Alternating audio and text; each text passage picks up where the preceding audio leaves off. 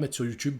Cette vidéo, je l'avais faite pour un membre de ma famille et qui n'avait pas justement pas la possibilité de venir au Maroc.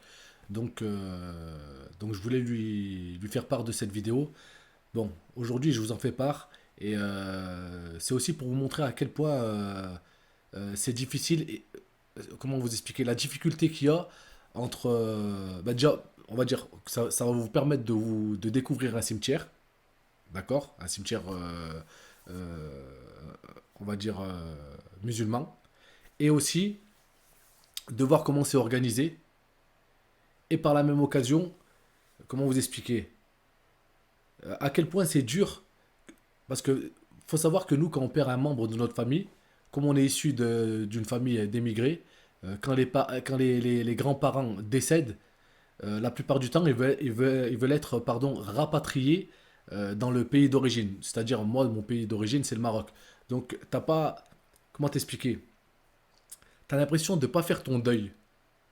Tu vois, tu n'y assistes pas la plupart du temps. Eh ben, à l'âge où ils décèdent, des fois, tu es encore à l'école, etc. Donc, tu peux pas les accompagner. La plupart du temps, c'est les aînés de la famille qui rapatrient le corps en avion ben, au Maroc ou en Algérie ou en Tunisie, etc. Et donc, ben, je voulais partager ça avec vous. Et par la même occasion, ben, s'il y a des FR, des Français, français qui auraient aimé voir comment ça se passe et comment est fait un cimetière en l'occurrence au Maroc, et c'est l'occasion. Voilà. Donc c'est pas une vidéo où je suis super content de vous la faire. Comme je vous disais, le but de cette vidéo c'était quoi? C'était d'aller nettoyer la tombe, la pierre tombale de mon grand-père qui est décédé il y a quelques années déjà. C'est une personne que j'apprécie énormément et qu'on a perdu subitement. Il était au Maroc, voilà, on devait partir en vacances pour aller au Maroc justement pour aller le voir. Et malheureusement, ben, un jour, il a été dormir et il s'est jamais relevé. Voilà. Après, chez nous, on va dire c'est une mort, une très belle mort. Voilà, t'es pas mort d'un accident, t'as pas souffert. Voilà, vous m'avez compris.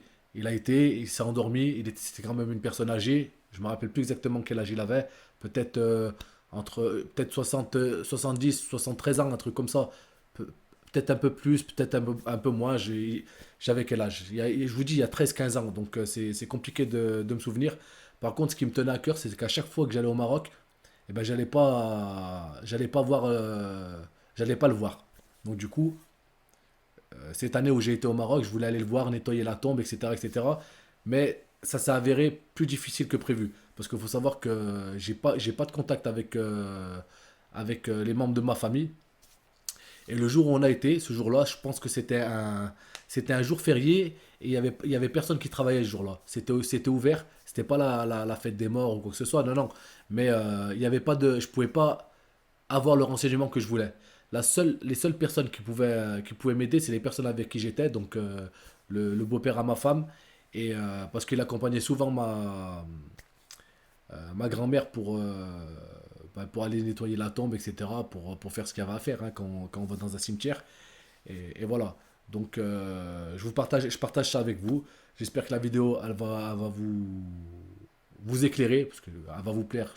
Je pense pas qu'on peut dire que ça va vous plaire, mais en tout cas, voilà, ça va vous permettre de voir à quoi ressemble un cimetière. Et voilà, ben, je vous dis à très bientôt pour une prochaine vidéo. Et n'hésitez pas à vous abonner, à liker et mettre un petit commentaire surtout, de me dire exactement si cette vidéo ou ce genre de vidéo vous plaît. Voilà. Donc merci beaucoup pour votre soutien et je vous dis à très bientôt pour une prochaine vidéo. Ciao les amis.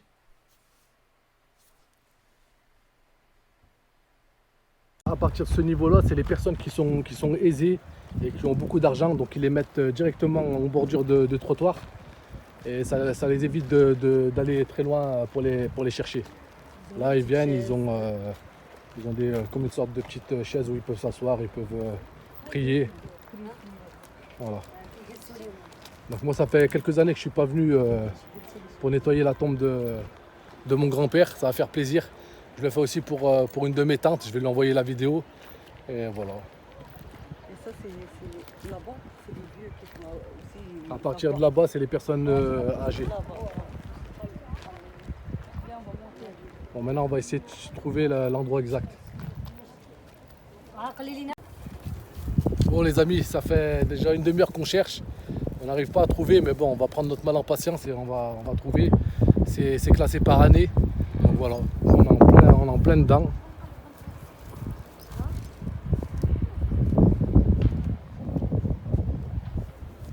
Je sais pas si vous voyez un peu les pierres tombales. Ça, les petits trucs là, ça sert à mettre de l'eau de rose. Mais bon, en plus pour se balader là en plein milieu des pierres tombales, c'est pas évident. Donc, je suis obligé. Mais bon, on va réussir tout doucement. Et voilà, on va essayer de trouver, de faire les choses comme il faut. Sur ça, à toutes. 1 heure de recherche, on n'a toujours pas trouvé. Parce que malheureusement, on n'a pas le numéro de la pierre tombale. Donc on est obligé d'y aller un peu à l'aveuglette avec l'année du décès. Donc voilà, ça fait 1 heure qu'on cherche et bien on va continuer hein, parce qu'on est venu pour ça. Voilà.